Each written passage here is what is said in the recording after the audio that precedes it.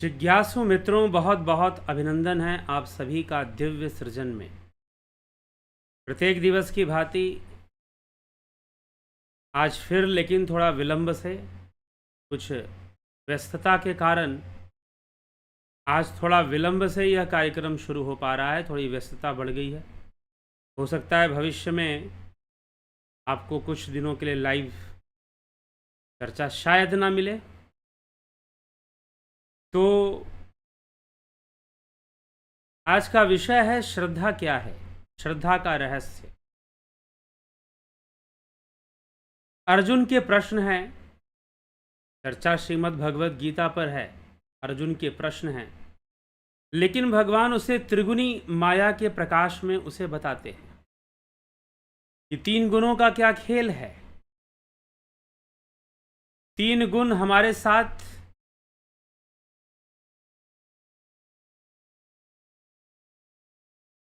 क्या खेल खेलते हैं और कैसे खेलते हैं।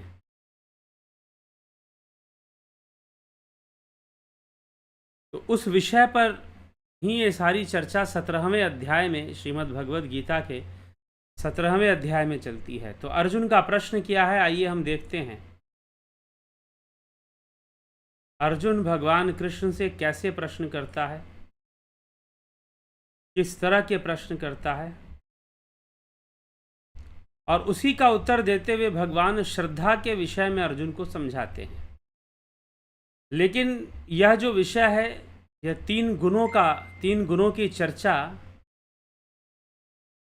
तीन गुणों की चर्चा मिलती है इस अध्याय में।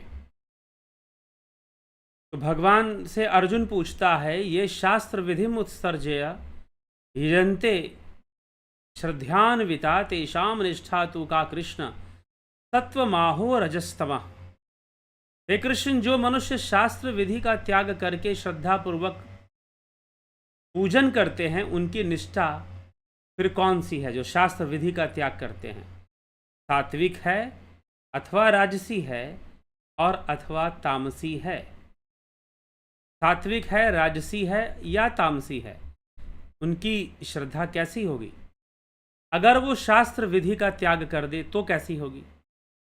तो भगवान आगे कहते हैं, त्रिविधा भवती श्रद्धा देहिनाम सा स्वभावजा सात्विकी राजसी चैव तामसी चेति ताम शृणु।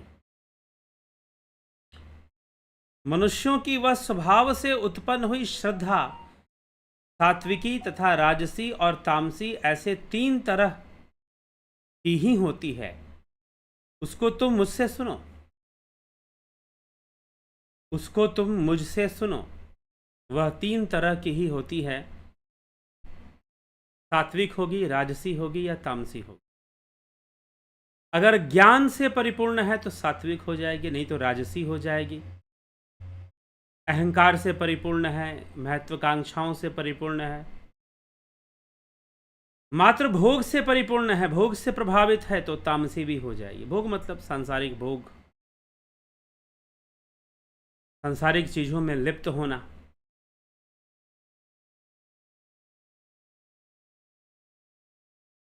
तो ऐसी स्थिति बन जाती है। फिर हमें तो ये श्रद्धा के बारे में, क्योंकि श्रद्धा भटकने वाली चीज है, भटक सकती है। इसलिए भगवान, अगर हम रामचरितमानस में देखें, गोस्वामी तुलसीदास जी लिखते हैं कि भवानी शंकरौ वंदे श्रद्धा विश्वास रूपिणौ याभ्याम विना न पश्यन्ति सिद्धा स्वांत स्थमीश्वरम। कि भवानी शंकरौ वंदे, भवानी जी श्रद्धा रूप हैं, शिव जी विश्वास रूप हैं, लेकिन शिव अजन्मा है और पार्वती जी का जन्म मृत्यु होता है। विश्वास के अनेक रूप नहीं होते, लेकिन श्रद्धा के अनेक रूप होते। श्रद्धा कभी इधर तो कभी उधर जा सकती है, और श्रद्धा तीन गुणों के वशीभूत ही होती है। जैसा गुण व्यक्ति पर हावी होगा, उसकी उसी ढंग से श्रद्धा बननी शुरू हो जाएगी। यदि उसके ऊपर सतोगुण हावी हुआ तो सतोगुण के प्रभाव से ही श्रद्धा बननी शुरू हो जाएगी। यदि उसके ऊपर रजोगुण प्रभावी हुआ, हावी हुआ, तो रजोगुण के हिसाब से ही श्रद्धा बननी शुरू हो जाएगी। यदि तमोगुण हावी हुआ तो तमोगुण के कारण ही श्रद्धा बननी शुरू हो जाएगी। तो श्रद्धा फिर वैसे ही बनती है, क्योंकि श्रद्धा मन से बनती है, विश्वास ज्ञान से बनता है। श्रद्धा विचारों और वृत्तियों के वशीभूत होते हैं और विश्वास ज्ञान के वशीभूत होता है। श्रद्धा विचारों के वशीभूत होता है और जो विश्वास है वो ज्ञान के वशीभूत होता है। श्रद्धा कहने सुनने में आ सकती है कि भाई कहीं सुनी हुई बात पर हमें श्रद्धा हो जाए। छोटी सी एक बात मैं बताता हूँ, साधारण बिल्कुल नॉर्मल एग्जाम्पल। जैसे मान लीजिए कि आपके मोहल्ले में कोई दुकान है, कोई मिठाई की दुकान है। तो मिठाई की कोई दुकान है, अब उस मिठाई की दुकान पे कैसी मिठाइयाँ मिलती हैं, कैसे समोसे मिलते हैं, कैसी मिठाइयाँ प्राप्त होती हैं। किसी ने आपसे कहा कि भाई बड़ी ही अच्छी मिठाई बनती। एक व्यक्ति ने कहा, दो व्यक्ति ने कहा कि हाँ हाँ बहुत ही अच्छी मिठाई बनती है। तीसरे व्यक्ति ने कहा कि हाँ हाँ बहुत ही अच्छी मिठाई बनती है। तो आपकी श्रद्धा बन गई, आपकी भी इच्छा हो गई कि हाँ भाई बहुत अच्छी मिठाई बनती है। 3-4 लोगों के मुंह से मैंने सुना बहुत ही अच्छी मिठाई बनती है, और आप बहुत ही अच्छी मिठाई मानकर वहाँ पर कभी खाने गए और आपने मिठाइयाँ खाई। आपको कुछ मिठाइयाँ बहुत अच्छी लगी, कुछ मिठाइयाँ बहुत अच्छी नहीं लगी। आपने कहा कि ठीक है अच्छी हैं लेकिन सारी अच्छी नहीं। तो अब ये जो हुआ, ये ज्ञान से आपका विश्वास बना कि कितनी अच्छी है कितनी नहीं है। लेकिन जो सुनी सुनाई बात थी, पहले जो लोगों ने कहा, जैसे कि कह दिया गया कि फलाने मंदिर में जाओ वहाँ खूब चमत्कार होता है, फलाने मंदिर में जाओ तुम्हारा भाग्य ही बदल जाएगा, फलाने मंदिर में जाओ इतना चमत्कार होगा कि पूछो मत, एकदम तुम ही दुनिया पे राज कर लोगे जैसे कि। तो सुनी सुनाई बातों से आपकी श्रद्धा बन गई, आप वहाँ गए, मन्नतें आपने मांगी, पूरी हो गई तो आप प्रसन्न हो गए, ना पूरी हुई, अगर कर्म में लिखा ही नहीं तो कहाँ से पूरा होगा, और अगर ना पूरी हुई तो आपकी श्रद्धा डगमगा गई। नहीं भाई ऐसी कोई बात नहीं कि वहाँ जाने से चमत्कार हो जाए, ऐसी कोई बात नहीं कि वहाँ जाने से चमत्कार हो जाएगा। आपके मन में आ गई बात ये, क्योंकि प्रकृति तो ऐसे ही चल रही है ना, क्या किया जा सकता है। यह देश चमत्कारी लोगों का है, लेकिन फिर भी ये गुलाम रह गया। तो इसीलिए कर्म सिद्धांत तो आएंगे ही आएंगे, काम करेगा ही करेगा, दुख तो आएगा ही आएगा, चाहे कोई भी आ जाए। ये तो कृष्ण है, अर्जुन से कह रहे हैं कि भाई तू दुख को सहन कर। तो सुनकर जो बातें हमारे मन में आती हैं ना, सुनकर जो इच्छा होती है, किसी के बारे में हमने बहुत अच्छा सुना, बहुत अच्छा सुना, बहुत अच्छा सुना, तो हमारी श्रद्धा आ गई। हमने हजारों लोगों को देखा कि भाई इनके प्रति श्रद्धावान है, तो चलो हम भी थोड़ा श्रद्धावान हो जाते हैं, हम भी थोड़ा श्रद्धावान हो जाते हैं। तो सुनकर श्रद्धा आना, विश्वास अलग चीज है। विश्वास सुनकर नहीं आता है, विश्वास तो अनुभव करके आता है, विश्वास तो ज्ञान से आता है, विश्वास तो एक्सपीरियंस से आता है, विश्वास तो एक्सपीरियंस से आता है। जब अनुभव होगा, मिर्च खा लिया आपने, तीखा लगा, तो अब कोई भी कहे कि भाई मीठा है, नहीं, आप बोलोगे तीखा है, क्योंकि हमको अनुभव है, हमने खाया है कि तीखा है। आप नहीं मानोगे कि मीठा है, क्योंकि आपने अनुभव कर लिया है। जब आपने अनुभव कर लिया है तो फिर तीखा ही है। तो इसलिए हमें यह विचार करना है, ये श्रद्धा ऐसी चलती है, और श्रद्धा 3 गुणों के प्रभाव में रहती है। तो सात्विक भी हो सकती है, राजसी भी हो सकती है, और तामसी भी हो सकती है। क्योंकि 3 गुणों के प्रवाह में चलेगी, क्योंकि वो माया के प्रभाव में श्रद्धा चलती है। विश्वास ज्ञान के प्रभाव से चलता है, विश्वास ज्ञान के प्रभाव से होता है। तो भगवान कहते हैं सत्वानुरूपा सर्वस्य श्रद्धा भवति भारत, श्रद्धामयो अयम पुरुषो यो यच्छद्रः स एव स। हे भारत, सभी मनुष्यों की श्रद्धा अंतःकरण के अनुरूप होती है। यह मनुष्य श्रद्धामय है, जो जैसी श्रद्धा वाला है वही उसका रूप है। जो जैसी श्रद्धा वाला है वही उसका रूप है। मतलब आप जैसी श्रद्धा रखेंगे आपका स्वरूप भी वैसा ही हो जाएगा, क्योंकि आपकी वृत्ति वैसी हो जाएगी। महर्षि पतंजलि कहते हैं वृत्ति सारूप्य मित्रत्र। अगर आपने ब्रह्म को ना जाना, स्वरूप की उपलब्धि आपने अगर नहीं की, तो यह वृत्तियां ही आपका स्वरूप बन जाती हैं। भगवान यहाँ पर कहते हैं कि जैसी आपकी श्रद्धा होगी वही आपका स्वरूप हो जाएगा, आप वैसे ही बन जाएंगे। फिर श्रद्धा अंतःकरण के अनुरूप होती है, लेकिन यह मनुष्य श्रद्धामय है, जो जैसी श्रद्धा वाला है उसका स्वरूप वैसा ही हो जाएगा, और उसका व्यक्तित्व भी फिर वैसा हो जाएगा जैसी उसकी श्रद्धा होगी, जिसमें उसका विश्वास होगा, जिस सिद्धांत में उसकी श्रद्धा होगी। विश्वास नहीं, श्रद्धा, क्योंकि विश्वास तो ज्ञान से होता है।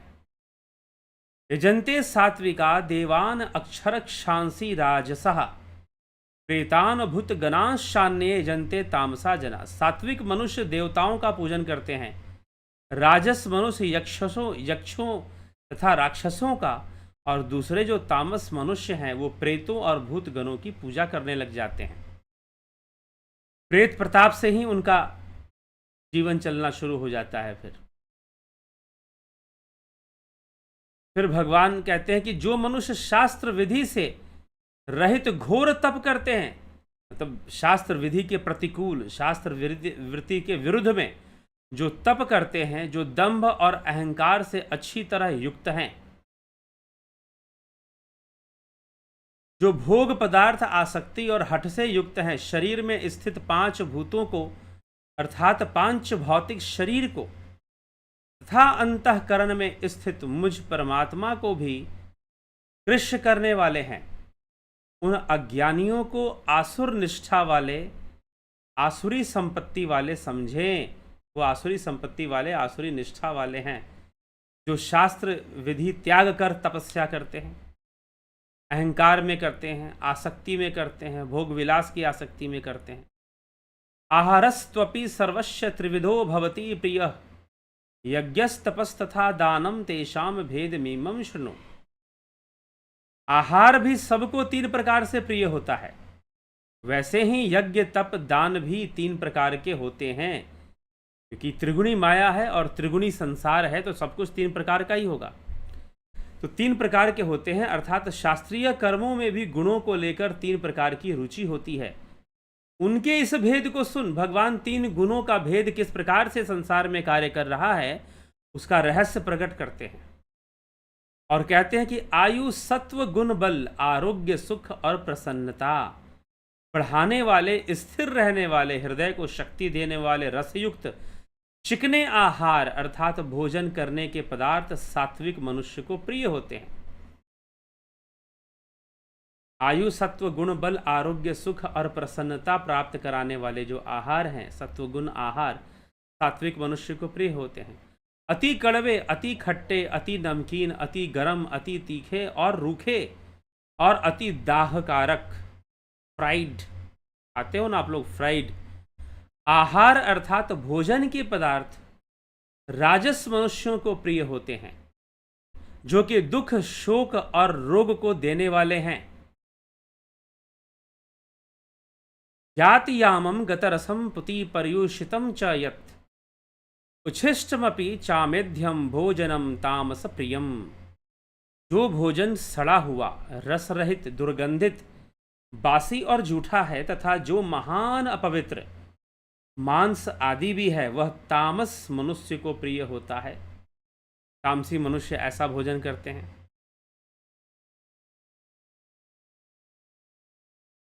तो फिर राजसी मनुष्य का भोजन, तामसी मनुष्य का भोजन, इस प्रकार का भोजन चलता है उनका।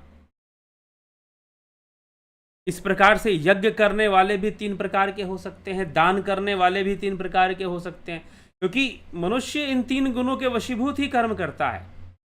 और जब उसका कर्म त्रिगुणी माया के वश में होता है तो फिर वैसे ही तो कर्म करेगा, वैसी ही तो स्थितियां उसके जीवन में प्रकट होंगी और उसके द्वारा वैसा ही सारा कर्म होगा।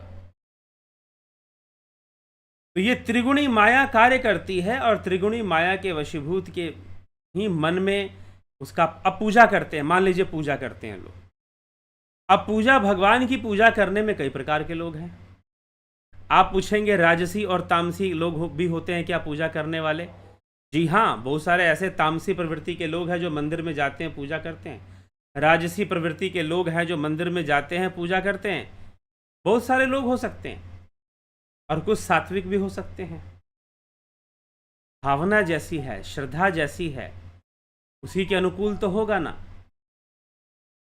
अब जैसे लोग भगवान से प्रेम करते हैं, सारे लोग कहते हैं कि भगवान से हमें बहुत प्रेम है, लेकिन सच पूछिए तो भगवान से भला किसको प्रेम है? जो भगवान के मंदिर में जाता है, जो भगवान के मंदिर में जाता है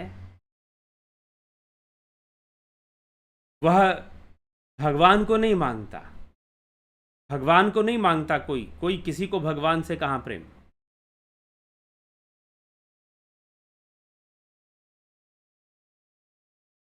ठीक ना, किसी को भला भगवान से कहाँ प्रेम?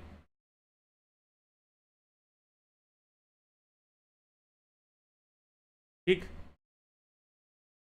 तो लोग भगवान के मंदिर में जाकर क्या मांगते हैं? संसार मांगते हैं, संसार मांगते हैं और कुछ नहीं मांगते हैं। कहते हैं कि एक बार कोई संत थे, किसी गांव में गए और उन्होंने गांव में जाकर प्रचार किया, प्रवचन किया, आत्मज्ञान की बातें सुनाई, ध्यान योग की बातें सुनाई, ध्यान योग की बातें समझाई, और बहुत सारे लोग उनके पास आने लगे मिलने जुलने के लिए। कोई अपनी समस्या लेकर आता, कोई कहता कि मेरे घर में संतान नहीं है, कोई कहता कि नौकरी नहीं लग रही है, कोई कहता कि पैसा नहीं है, कोई कहता व्यापार नहीं चल रहा है, कोई कहता इतना कर्जा है, कोई कहता इतनी बीमारी है। तो संत के पास बहुत सारे लोग आए। संत ने तो अपना लोक कल्याण हेतु अपने विचार रखे जनमानस के समक्ष, लेकिन बहुत सारे लोग अपने कष्टों को लेकर आए। चलो अच्छी बात है, आए। संत ने देखा कि मैं इतना आत्मज्ञान की बातें सुना रहा हूँ, ध्यान योग की बातें सुना रहा हूँ, उसको पूछने वाले तो बहुत कम ही लोग हैं। हाँ, जिज्ञासु हैं कुछ जो उसके बारे में भी चर्चा करने आ रहे हैं। तो कुछ जिज्ञासु उस विषय पर भी चर्चा करने आ रहे हैं, तो ठीक है, उसकी भी चर्चा वो करवा रहे हैं। लेकिन ज़्यादातर लोग इसीलिए आ रहे हैं कि समस्याएं हैं, तो नौकरी नहीं है, तो पैसा नहीं है। ठीक है, धन चाहिए जीवन में, शरीर है तो भोग भी होगा। भोग और रोग दोनों शरीर का धर्म है। शरीर है तो होगा, लेकिन जो सात्विक, जो ज्ञानी मनुष्य हैं, जो आत्मज्ञान में रुचि रखते हैं, वो भोगों को भोगते हुए भी भोगों की चिंता नहीं करते।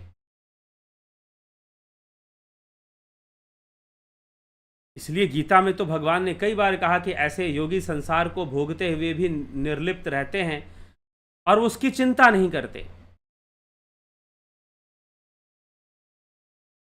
तो भोगों को भोगते हुए भी उसकी चिंता वो नहीं करते हैं और अपने आत्मज्ञान के मार्ग पर भी वो आगे बढ़ते हैं, ध्यान योग के मार्ग पर भी आगे बढ़ते हैं। लेकिन बहुत सारे लोग जो नौकरी, बेटा, शादी, ब्याह, बिजनेस, बीमारी, कर्जा, बहुत सारे दिक्कतों को लेकर आते हैं। तो संत ने कहा कि ठीक है, मैं आपका समाधान कर दूंगा। उन्होंने एक समय दिया सारे लोगों को जिनको भी ऐसी चीज़ें चाहिए थी, और उनसे अगर पूछो तो क्या भगवान से प्रेम है, तो हर आदमी कहेगा मुझे भगवान से प्रेम है। लेकिन चाहिए क्या? भगवान के मंदिर में जाकर मांगते क्या हो? क्या कभी उस भगवान को मांगते हो? कभी क्या उस परमात्मा को मांगते हो? नहीं, संसार को ही तो मांगते हो, संसार को ही तो मांगते हो। उस परमात्मा को कब मांगा मंदिर में जाकर? समस्या यहाँ पर है। संत सारी बात समझ गए और एक समय दे दिया कि देखो कल सुबह 10 बजे आ जाना सभी लोग, और मैं एक प्रार्थना करवाऊंगा जिससे कि आपकी सारी इच्छाएं पूर्ण हो जाएंगी, सारी इच्छाएं पूर्ण हो जाएंगी। आपकी जो भी इच्छाएं हैं वो अवश्य पूर्ण हो जाएंगी। तो संत ने सबको इकट्ठा कर लिया, सबकी लाइन लगवा दी, महिलाओं की, पुरुषों की लाइन लगवा दी, और भगवान के मंदिर के सामने उनको खड़ा कर दिया। और संत ने कहा कि देखो, जो मैं बोलूंगा वो तुम जो मैं बोलूंगा वो तुम मेरे पीछे पीछे दोहराना। मैं बोलूंगा, तुम भी मेरे पीछे पीछे बोलना। लोगों ने कहा कि जी महाराज, आप जैसा बोलेंगे हम भी वैसा वैसा पीछे ही बोल पड़ेंगे। तो संत ने कहा कि देखो, मैं जो बोलूंगा, भगवान से प्रार्थना करूंगा, आप भी वैसे वैसे पीछे पीछे मेरे शब्दों को दोहराते जाना, रिपीट करना, उनको बोलते जाना। लोगों ने कहा कि ठीक है महाराज, आप आगे आगे बोलिए, मैं पीछे पीछे हम लोग बोलेंगे। तो जो संत थे वो बोलने लगे कि भाई हमें, हे प्रभु, आप हम पर कृपा करें, हमारी लाज रखें, आप हमें धन दें, वैभव दें, हमारे पास धन की कमी है। आप हमें नौकरी दें, हमारे पास नौकरी नहीं है। आप हमें संतान दें, हमारे पास संतान नहीं है। आप हमें रोग बीमारी से मुक्त करें, और हमें ऐसा ऐसा वरदान दे भगवान, प्रभु अगले जन्म में हमको सुअर बना देना। अब जैसे ही बोला, अब संत ने कहा था कि भाई मेरे पीछे पीछे दोहराते रहना। अब लोगों ने कहा कि ये क्या बोल रहे हैं, अगले जन्म में सुअर बना देना। संत ने कहा कि बोलो, सब लोग बोलो, अगले जन्म में सुअर बना देना, क्योंकि सुअर की तो बहुत सारी संतानें होती हैं। तो संतान सुख की जो कामना है वो अगले जन्म में सुअर बनकर पूरी हो जाएगी। फिर संत ने कहा कि अगले जन्म में हमको सर्प बना देना, नाग बना देना, सर्प योनि में, नाग योनि में डाल देना, क्योंकि उसके पास मणि होती है।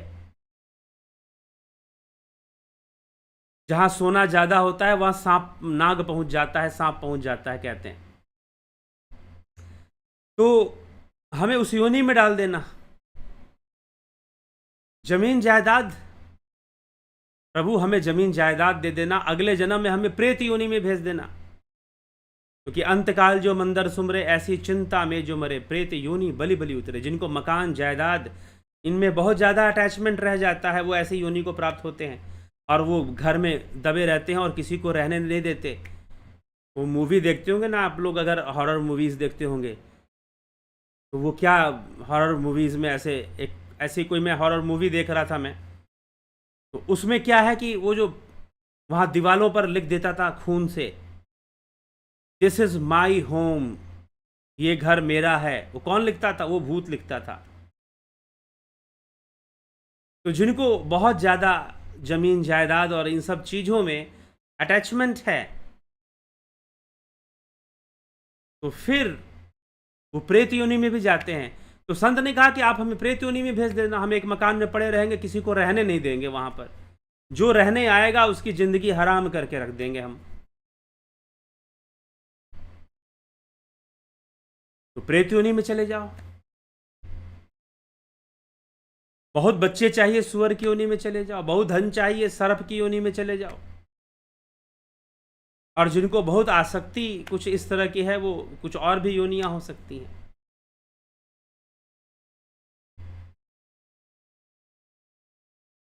तो जब संत ने ये सब बोलना शुरू कर दिया कि भाई हमको अगले जन्म में सूकर भेज देना, हमको अगले जन्म में सर्प बना देना, हमको प्रेत योनि में भेज देना, सब डरने लगे कि नहीं नहीं नहीं, ये प्रार्थना करने थोड़ी ना हम आए हैं। हम, आप ये क्या प्रार्थना करवा रहे हैं?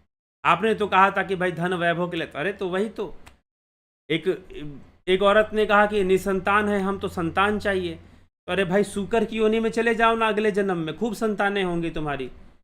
कहते हैं कि सूअर के एक साथ 15, 20, 25 बच्चे होते हैं। यहाँ लोग जुड़वा, डबल ट्रिपल सुनते हैं, ट्विंस, लेकिन वहां तो सूकर के कहते हैं एक साथ कई बच्चे जन्म लेते हैं। तो सूकर की योनि में डाल देना हमको, क्योंकि वहां बच्चे तो खूब हो जाएंगे, संतान तो खूब हो जाएगी। तो ऐसी बहुत सारी बातें संत ने उनसे कहलवानी शुरू कर दी। अब वो बेचारे परेशान हो गए कि ये भाई, ये गुरुजी तो ठीक आदमी नहीं लग रहा है, ये तो हमको सूकर की योनि में भेज रहे थे। तो कुछ लोग नाराज हो गए लेकिन कुछ लोग जो थे वो समझ गए कि वास्तव में संत हमें समझाना क्या चाहते हैं, समझाना क्या चाहते हैं। तो उनके चरणों में गिर गया, उनको प्रणाम किया, कहा कि गुरुदेव हमें क्षमा कर दे, हम आपकी बात नहीं समझ पाए। आप तो महान आत्मज्ञान देने आए हैं और हम अभी तक यहीं पर फंसे हुए हैं। तो बहुत तरह की तब उन्होंने, संत ने समझाया कि देखो ये तो प्रारब्ध से, कर्म से हमें कई तरह के भोग भोगने पड़ते हैं। प्रारब्ध से, कर्म से हमें कई प्रकार के भोग भोगने पड़ते हैं। हमें दुखी होना पड़ता है कई बार, और कई बार हमें सुख भी प्राप्त होता है, कई तरह के सुख भी प्राप्त होते हैं हमें। लेकिन कर्मों का जो चक्र है उसी के कारण तो सुख और दुख है। जो ज्ञानी पुरुष हैं वो सबको ही दुख मानते हैं। कर्मों का जो चक्र है उसी के कारण तो सुख दुख है, लेकिन इन कर्मों के चक्र से बाहर निकलने का मार्ग आत्मज्ञान है। इन कर्मों के चक्र से बाहर निकलने का मार्ग ध्यान योग है। वो उस मार्ग को अपनाइए, और उस मार्ग को अपनाएंगे तो निश्चय ही अपना कल्याण करेंगे। और मैं वही देने आया हूं। इतने जो दुख हैं संसार में, संसार एक दुखालय है, तो इससे जो मुक्ति का मार्ग है वो आत्मज्ञान का मार्ग है, वही योग का मार्ग है। मैं वो देने आया हूं। लेना है तो बताओ, नहीं तो अगर तुम्हें ये सब दुख है, अगर तुम्हारी संतान नहीं है, अगर ये दुख है, तो ठीक है, अगले जन्म में ऐसी योनि में चले जाओ जहां पूरी हो जाएगी। क्योंकि अगर तुम्हें भोग ही चाहिए बहुत सारे, तो फिर तो वो वैसे भी पूरी हो सकती है भोग। संसार के दूसरे योनियों में जाकर भी बहुत सारे भोग पूर्ण हो सकते हैं ना। लेकिन ये मनुष्य जीवन किस लिए मिला है? योग करने के लिए मिला है। और योग कब होगा यह विचार करना है। चलिए आगे बढ़ते हैं, आपके कमेंट्स देखते हैं। विनोद कुमार सूद जी बहुत अभिनंदन है। बबीता धीमान जी, अवनी प्रधान, सोनी पंडित, काशी नाथ, स्मिता सावंत, अमन कक्कर, विक्रम सिंह जी, अवधेश कुमार जी, उषा सविता नायक जी, उषा श्रीवास्तव जी, संतोष कुमार, रूपलाल विश्वकर्मा, गोविंद प्रसाद कोरी, विष्णु चंद्र मौर्य, गोविंद प्रसाद नीमा, पलकधारी राजभर, एके त्यागी, हीरा लाल यादव, योगेश खैरनर, घनश्याम सरोदे, शंकर प्रसाद, नवज्योति नाथ, जगत नारायण जी, बिमला शाह, बलवंत सिंह गोहिल, रमेश यादव, कमलेश खैरनर, प्रकाश कहर, रतन सिंह, पवन कुमार गुप्ता, श्वेता राय सिन्हा, पूनम सिंगला, किशोर वैद्य, धन्यवाद भारत, अर्जन भाई चौहान, रामविलास जी, डी वर्मा, क्या स्त्रियों को भी वेद पढ़ने का अधिकार है? डी वर्मा, गुरुजी क्या महिलाएं यज्ञ कर सकती हैं? इतिहास पढ़िए, क्या स्त्रियों ने यज्ञ नहीं किया? और क्या स्त्रियों ने वेद नहीं पढ़े? क्या गार्गी ने वेद नहीं पढ़ा था जो याज्ञवल्क्य मुनि से शास्त्रार्थ करने लगी? क्या देवी उभया ने वेद का अध्ययन नहीं किया था जो वह आदि गुरु शंकराचार्य से शास्त्रार्थ करने लगी? आप खुद ही सोचिए, क्या स्त्रियों को वेद पढ़ने का अधिकार है कि नहीं? अब इतिहास क्या कहता है? अगर मनस्विनी विदुषी गार्गी ने अगर वेद ना पढ़े होते तो साक्षात बृहद आरण्यक उपनिषद के रचयिता और महान वेदज्ञ, महान गुरु ऋषि याज्ञवल्क्य, जिनका पुराणों में भी श्रुतियों में भी अत्यंत प्रसिद्ध नाम है, उपनिषदों में भी, दर्शन शास्त्रों में भी जिनका नाम आता है याज्ञवल्क्य का, उन याज्ञवल्क्य से शास्त्रार्थ करने की क्षमता गार्गी के अंदर कहां से आ गई, अगर उसने वेद ही ना पढ़े थे तो? चलिए ठीक है, ये ज्यादा पुरानी बात है, गार्गी और याज्ञवल्क्य। और बाद में गार्गी उनकी अर्धांगिनी हुई, वो एक अलग कथा है कि गार्गी याज्ञवल्क्य की अर्धांगिनी बाद में हुई, शास्त्रार्थ होने के बाद। लेकिन हम आ जाएं आदि गुरु शंकराचार्य, ये बहुत पुरानी घटना नहीं, इसी कलयुग में घटने वाली घटना है। देवी उभया ने आदि गुरु शंकराचार्य से शास्त्रार्थ किया और आदि गुरु शंकराचार्य को लगने लगा कि कहीं मैं पराजित तो नहीं होऊंगा शास्त्रार्थ में। ऐसा फीलिंग उनके अंदर आ गया, ऐसा फीलिंग उनके अंदर आ गया कि कहीं मैं पराजित तो नहीं होऊंगा। तो आप एक बात बताइए, क्या देवी उभया ने वेद नहीं पढ़े थे? तो हमारा इतिहास क्या प्रमाणित कर रहा है? तो ये प्रश्न होता ही नहीं है कि स्त्रियों को वेद पढ़ने का अधिकार है कि नहीं। खुद से विचार कीजिए जरा, ठीक है। पारजी जी, कुंवर जी, ओनली अर्न, पुष्पा शर्मा जी, गंभीर शाह जी, बहुत अभिनंदन है। नरसा राम जी, धन्यवाद भारत, धन्यवाद भारत। आनंद आ गया आज की कथा सुनकर। आनंद लीजिए, बिल्कुल आनंद लिया कीजिए सुनते हुए। सौम्या शर्मा, वाहे गुरु का शब्द का वाहे गुरु, मतलब कि वाह गुरु, गुरु की महिमा मेरे हिसाब से। और कोई अर्थ हो तो आप जो इसके जानकार हैं उनसे पूछें, कोई गुरुद्वारे के पाठी हों, कोई विद्वान हो, उनसे भी पूछ सकते हैं। ये तो वाहे गुरु, गुरु गुरु को याद करने का तरीका है। एक गुरु को याद करने का तरीका है कि आपस में लोग वाहे गुरु बोलते हैं या स्मरण करते हैं उन संतों का, उन महापुरुषों का जिन्होंने ज्ञान का मार्ग, साधना का मार्ग सबको दिखाया। ठीक है। क्या गार्गी याज्ञवल्क्य जी की तीसरी पत्नी थी? हाँ, तीसरी या दूसरी पत्नी बताई जाती हैं। ठीक, तीसरी या दूसरी पत्नी बताई जाती हैं। क्या महिलाएं यज्ञ कर सकती हैं? जी हाँ, कर सकती हैं, क्यों नहीं करेंगी। ठीक है। तो गार्गी याज्ञवल्क्य की तीसरी या दूसरी थी? हाँ, ऐसा ही वर्णन आता है। कात्यायनी और मैत्रेयी के बाद थी या बीच में थी, इसका थोड़ा सा मुझे इसका पूरा कन्फर्मेशन नहीं था कि बीच में थी कि तीसरी थी। तीसरी थी, तीसरी थी और सबसे छोटी थी।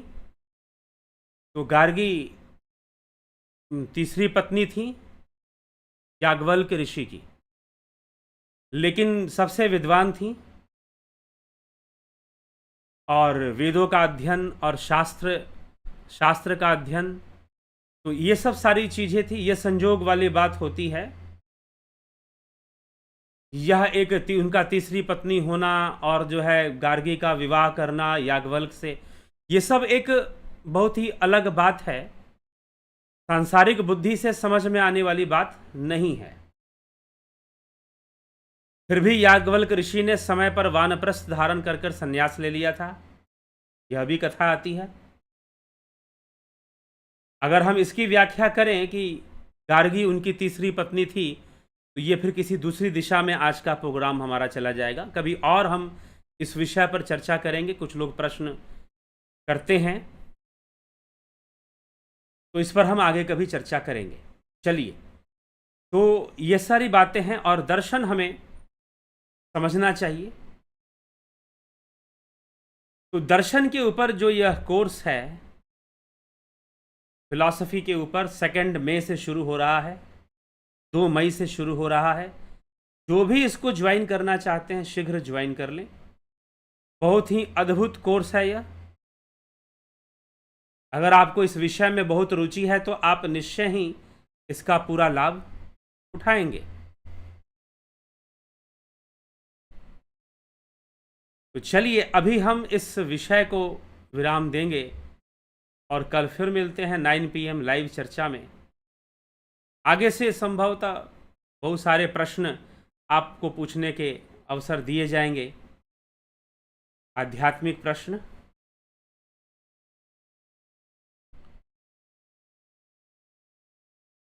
तो अभी इस कार्यक्रम को विराम दिया जाता है, कल फिर मिलते हैं, आगे बढ़ेंगे। अभी तो भगवान ने हमने जो सुना, श्रद्धा 3 प्रकार की, भोजन 3 प्रकार का, अब दान, यज्ञ और बहुत सारी चीज़ें भगवान बताने वाले हैं, तो उनको भी हम सुनेंगे और समझेंगे। तो चलिए, इसी के साथ विचारों को विराम देते हैं। आप सभी का बहुत बहुत आभार। ओम तत्सत। कल फिर मिलते हैं 9 PM लाइव चर्चा में।